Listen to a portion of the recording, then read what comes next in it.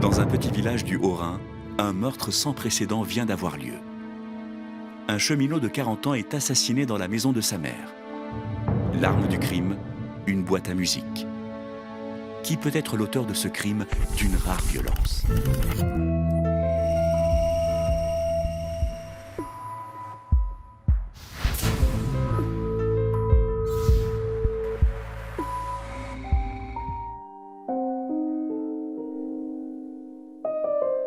Huit semaines plus tôt, dans un village du nord de l'Alsace, Francis, comme tous les jours, vient rendre visite à sa mère, Marie, très malade.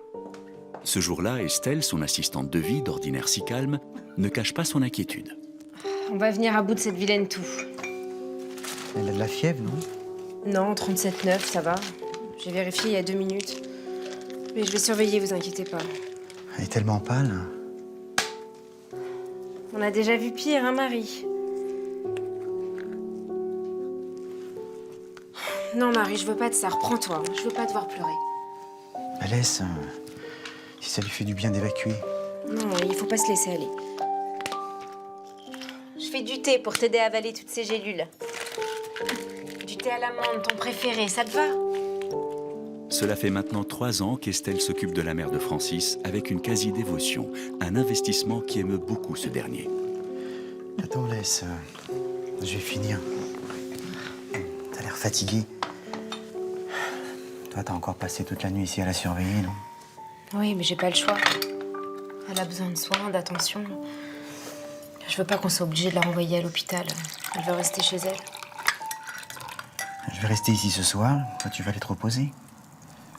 T'en fais trop, là. Tu vas craquer. Puis c'est pas le moment. Tout va bien, rentre chez toi. J'aime pas te voir ainsi.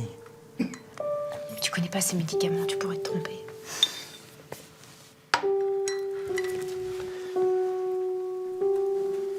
La musique. Oui, Marie, je vous la mets. Il n'y a plus que ça qui la calme.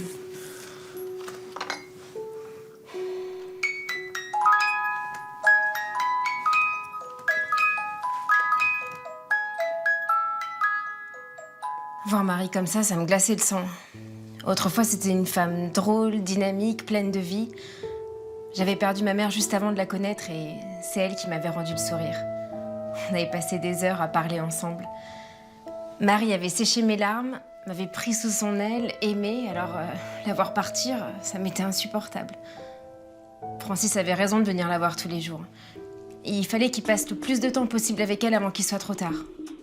Pour s'occuper de sa mère, Francis a donc déménagé il y a 2 ans à une centaine de mètres à peine de chez elle. Ce qui ne facilite pas du tout la vie de sa femme, Martine. Bah, t'as pas fait à manger? Non, j'avais pas le courage. Tu crois que je l'ai, moi, le courage? Il est 20h. Je suis crevée. J'ai passé 1h30 dans les transports pour rentrer. J'ai encore eu un problème avec le train. Non, mais sérieusement, t'aurais pu faire à manger. Tu finissais le boulot à 17h. Oh, bah arrête de te plaindre tout le temps, hein. Oui, je me plains. Puis j'ai des raisons de me plaindre. J'en peux plus, moi, de ce village paumé, là. Je suis pas faite pour être une grande banlieusarde, moi, et tu le sais.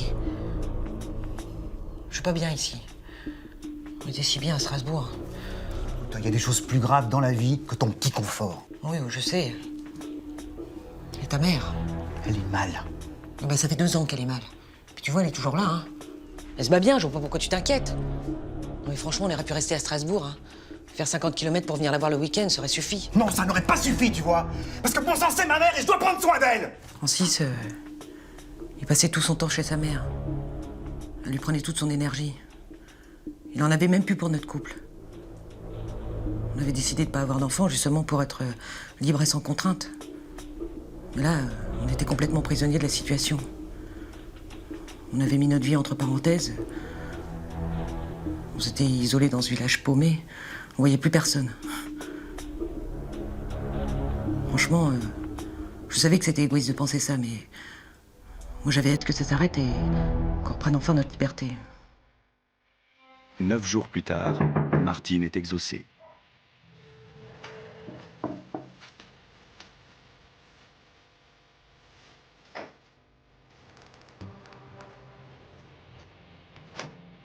Elle est partie, Francis.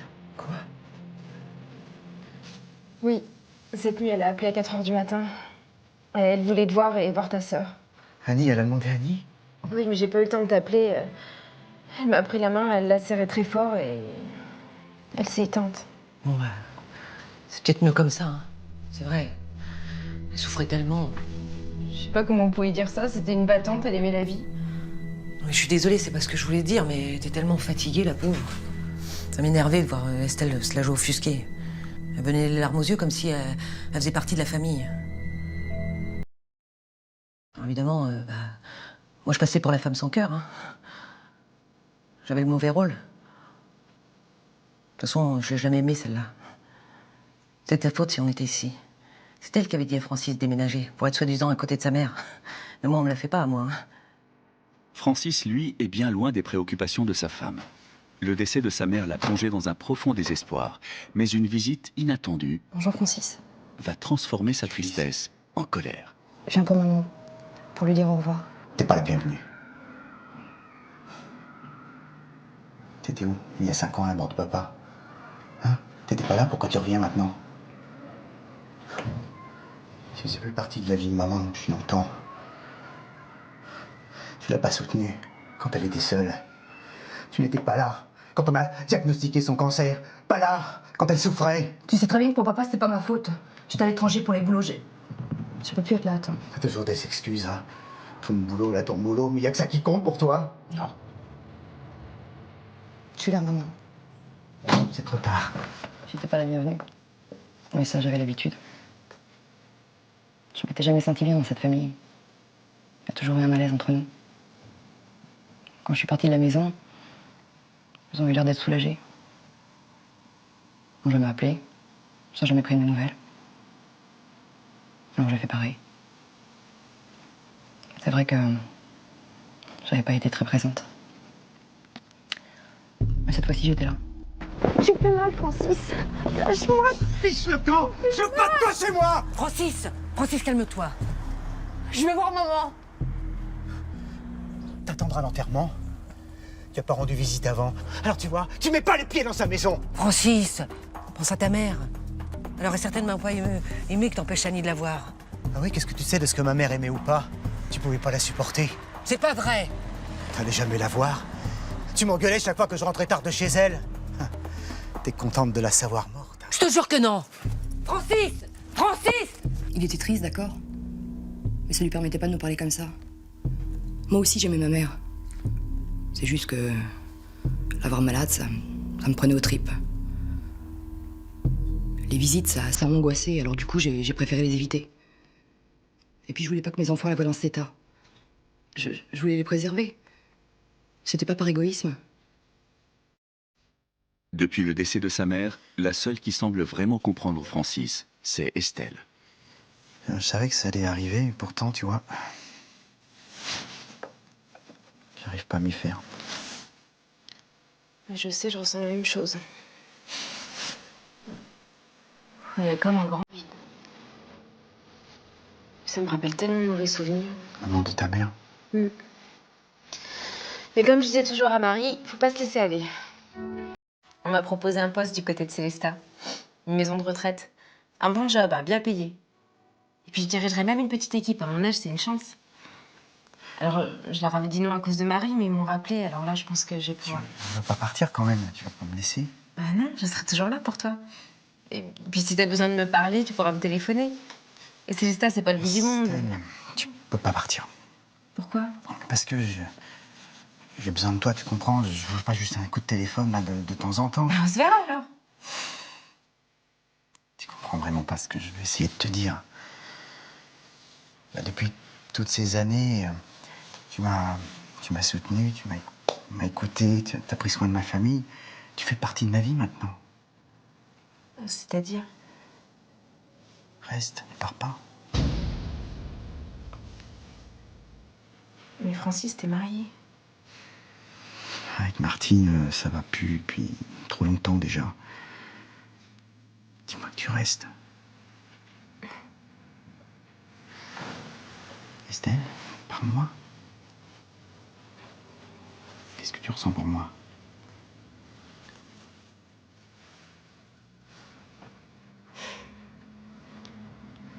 La même chose. Je suis tellement heureux de t'entendre dire.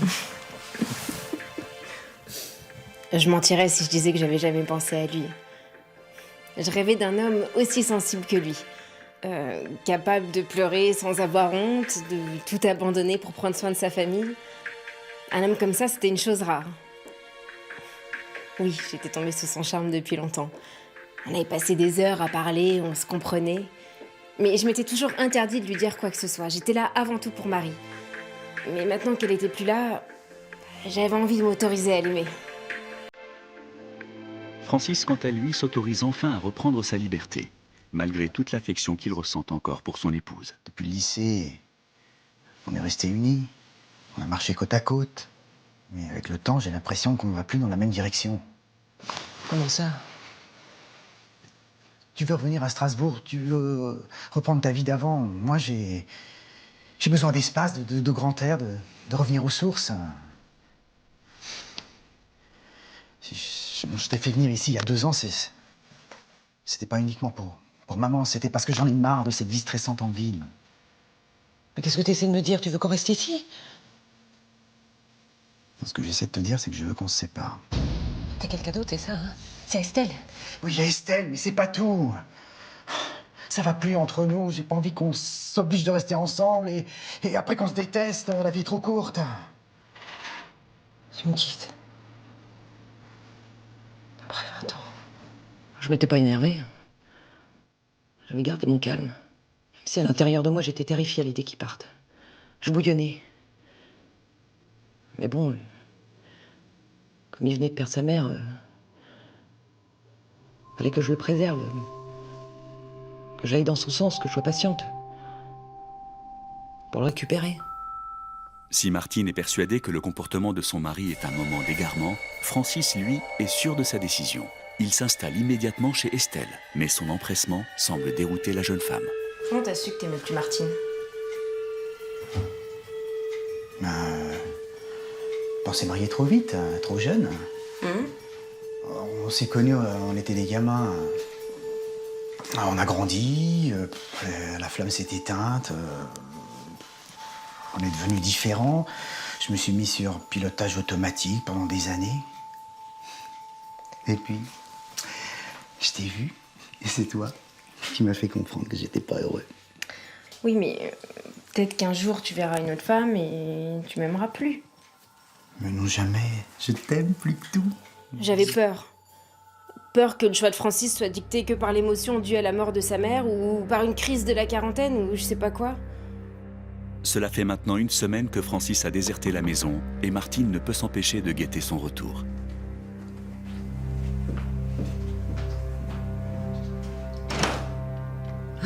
Bonjour Annie.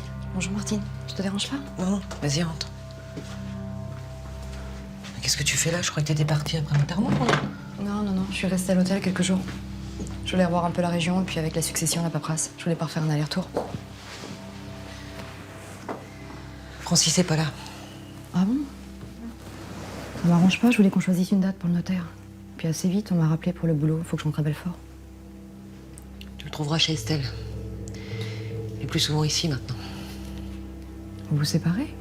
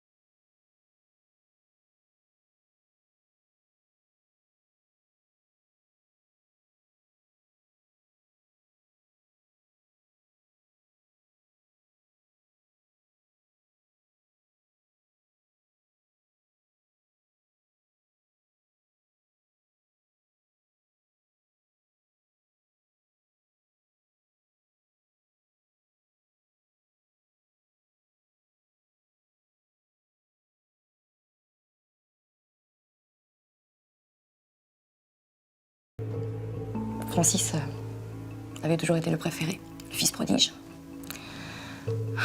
Waouh. Il avait toujours eu tout l'amour de mes parents. Et maintenant, sa maîtresse à lui, elle me déshéritait. Ça allait pas se passer comme ça. Martine m'avait encouragée. J'allais retourner dans la baraque et récupérer ce qui m'était dû. Dépouillée par son propre frère, comment Annie va-t-elle supporter d'être ainsi reléguée au second plan dans la succession de sa mère?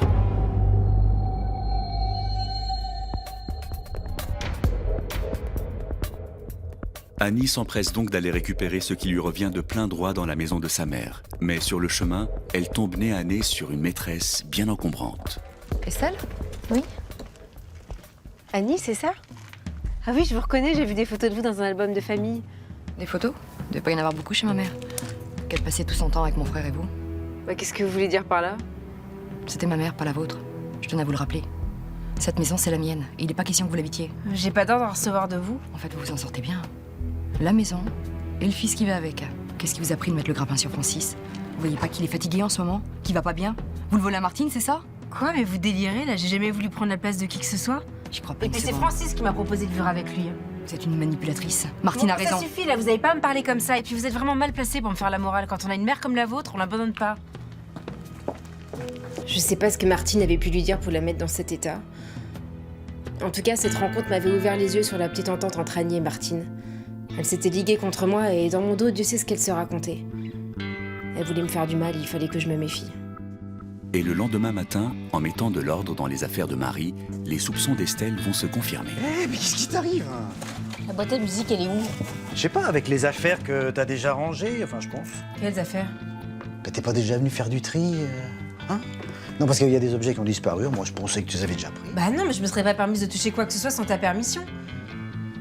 Non, quelqu'un est venu voler les affaires de Marie? Alors, attends, il y a que des objets sans valeur ici. Non mais Francis, on a pris la boîte à musique, ma boîte à musique. Elle avait promis de me la donner, tu te souviens? Elle l'a même fait mettre dans le testament. Elle disait que la danseuse dessus me ressemblait. Eh non, mais tu te calmes, là, parce que là, tu vois, quand tu t'énerves comme ça, moi, j'arrive pas à réfléchir. Bon, Francis, il faut retrouver ma boîte à musique, s'il te plaît. Bon, qui a un double des clés? Ben, moi... Martine? Bah oui, mais c'est forcément elle. Elle savait que c'était un cadeau symbolique et elle me l'a volé pour me faire du mal. Attends, je la connais, elle ferait jamais une chose pareille. Mais Martine me déteste de toute façon. Et pourquoi tu continues de la défendre, là? Tu l'aimes toujours, c'est ça? Martine m'avait pris ma boîte à musique, ça faisait aucun doute, c'était évident, et lui, il mettait des œillères.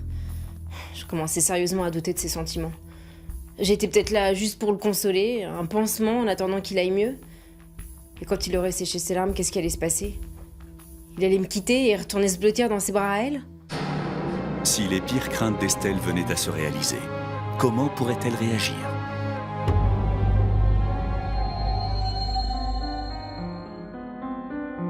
Sous la pression d'Estelle, Francis va demander des comptes à sa femme. Dis-moi,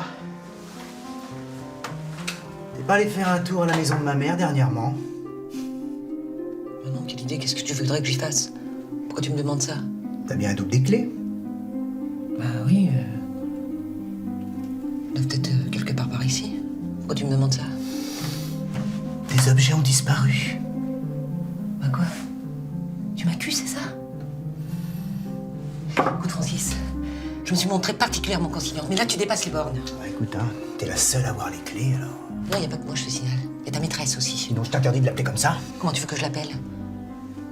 Moi, les objets de ta mère, j'en ai rien à faire, tu comprends? La boîte à musique que maman voulait laisser à Estelle a disparu. Bah, je l'ai pas prise. Et je lui laisse avec plaisir. Je m'étais montrée plus que compréhensive avec Francis, à cause de la mort de sa mère. Et lui, après 20 ans de vie commune, il me traitait comme une moins que rien. En plus, il prenait le parti d'Estelle. Il n'aurait jamais dû douter de moi. J'étais encore sa femme, non? Et Francis, il laissait tomber toute sa vie pour Estelle. Il me reniait moi et il reniait sa sœur. La sœur de Francis, justement, n'a pas l'intention de se laisser faire. Et encore moins depuis qu'elle connaît le contenu du testament vu chez le notaire. Je te jure, Francis, je vais prendre un avocat. T'installes pas trop vite dans cette baraque. Oui. Alors en plus de menacer Estelle, maintenant c'est moi que tu menaces? Mais t'aurais pu respecter au moins une fois la volonté de maman dans ta vie. Putain, mais qu'est-ce que tu racontes? Je l'ai toujours respecté. Ah ouais? Parce que aller piller des affaires dans sa maison, hein? C'était respecter ta mère? Bah, je le sais, tu vois. Ouais, tu vois, t'es allé voir Joseph, là, l'avocat de Boxweiler. Eh oui, tout le monde se connaît ici, c'est tout petit. Tu as apporté des objets à expertiser, particulièrement une boîte à musique. J'ai rien volé. Je voulais juste un souvenir, il avait pas à te la rendre. Oui, non, mais tu vois, cette boîte à musique, là, elle vaut 5 000 €, mais ça, tu t'en doutais. Alors, c'est pour ça que tu l'as portée à expertiser. C'est pas pour la mémoire de maman. Tu voulais t'en faire de l'argent. Mais pas du tout, ça n'a rien à voir. Je voulais juste avoir l'histoire de l'objet, connaître ses origines. Je pensais qu'il pouvait me le dire. Mais mon œil. Tu sais ce qu'elle a fait, maman, avant de mourir? Elle t'a appelé, là. Mais toi, t'étais pas là pour répondre. Pas là pour lui prendre la main. Encore une fois. Il aimait bien appuyer là où ça faisait mal. Me torturer avec ça, me culpabiliser.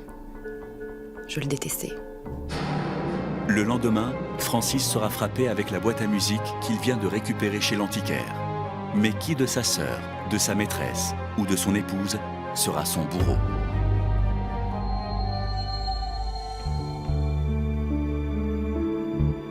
Ce jour-là, dégagé de cette succession difficile, Francis décide de récupérer ses dernières affaires chez sa femme afin de pouvoir tourner définitivement la page. T'avais juste besoin d'une pause. Je pensais que t'avais juste besoin de quelques semaines, moi, pour faire le point. Mais non. Avec Estelle, c'est du sérieux. Je suis désolé. Mais tu devais pas partir. Non, mais j'aime Estelle. Je veux divorcer. Je veux l'épouser. Il l'aimait. Nous deux, c'était du passé. Je me suis sentie vide. J'avais espéré jusqu'au bout qu'il comprenne son erreur. Qu'il me revienne. Mais là, il avait l'air décidé. Qu'est-ce que j'allais faire, moi, sans lui? Ça pouvait pas s'arrêter comme ça, on avait passé notre vie ensemble. Ça pouvait pas finir. C'est comme si la mort de sa mère avait tout remis à plat dans nos vies. En sortant de chez sa femme, Francis, enfin libre, est bien décidé à demander la main d'Estelle dès ce soir. Il ne peut s'empêcher de lui envoyer un message. Vous voulez qu'on parle? Qu'est-ce que ça veut dire, il faut qu'on parle? Vous voulez me quitter, c'est ça? C'était beaucoup disputé depuis cette histoire de boîte à musique et j'avais peur que quelque chose se soit brisé. Je l'aimais tellement et je voulais pas que ce bonheur me glisse entre les doigts. Non, c'était pas possible, il pouvait pas me quitter. Le soir venu, Francis attend donc avec une certaine fébrilité, celle dont il espère un oui.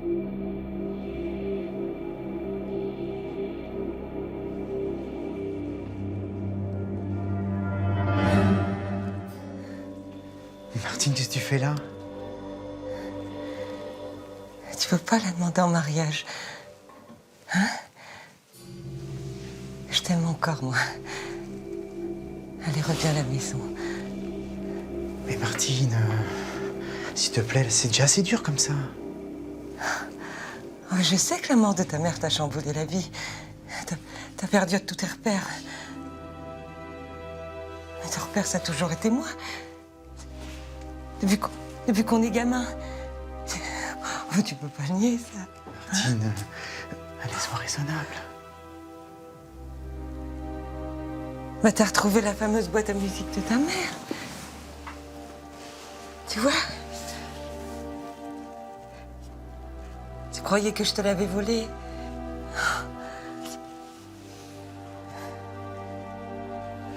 Fais attention, c'est fragile.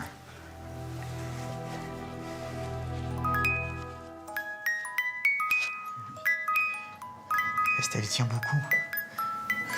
Estelle. T'as que ce prénom à la bouche. Non. Donne. Non. Donne-la-moi. Non. Donne-la-moi. Non. Martine, donne. Non. Donne. Non. Moi, Martine.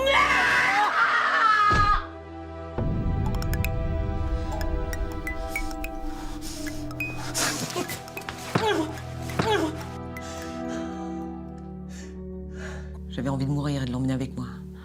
Parce qu'on était indissociables. Un seul être. Je restais quelques minutes à côté de lui, puis j'étais prête à me donner la mort à mon tour. Puis Estelle est arrivée. J'avais immédiatement appelé les secours. Martine n'a pas cessé de dire que c'était l'amour qui l'avait poussée à le tuer. Mais est-ce qu'on peut parler d'amour dans ce cas-là? Elle était jalouse de notre bonheur. Elle s'est vengée de Francis et de moi. Je pourrais jamais lui pardonner. Francis et moi, on était âmes sœurs. Francis est parti trop tôt. Il est parti sans qu'on ait pu se parler, sans qu'on ait pu se réconcilier. Finalement, on n'aura jamais eu l'occasion d'être frères et sœurs.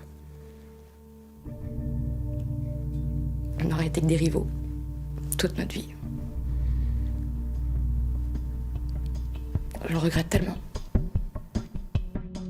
Martine sera condamnée à 10 ans de prison pour homicide volontaire. Annie héritera de la maison, mais incapable d'y habiter, elle la vendra et essaiera tant bien que mal d'oublier cette période très triste de sa vie. Quant à Estelle, elle continuera à travailler auprès des personnes âgées et trouvera l'amour quelques années plus tard, sans pour autant oublier Francis.